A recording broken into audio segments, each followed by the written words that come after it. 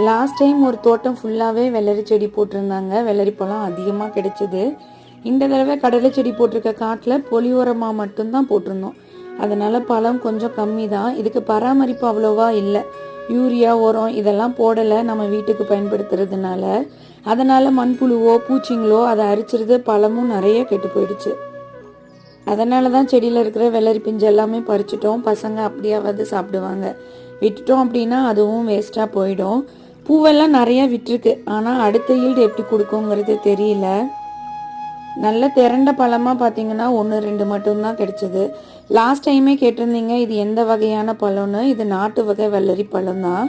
நிறைய பேர் விதையும் கேட்டிருந்தீங்க. ஆனால் இந்த தடவை அவ்வளோ பழம் வருமாங்கிறது தெரியல. விளைச்சலை பொறுத்த வரைக்கும் ஒரு டைம் நல்ல ஈடு கொடுக்கும், ஒரு டைம் இப்படி சொதப்பிடும். ஆனால் எந்த வித எக்ஸ்பெக்டேஷனும் இல்லாமல் செஞ்சோம் அப்படின்னா அதை அப்படியே ஏற்றுக்க நாமளும் பழகிடலாம்.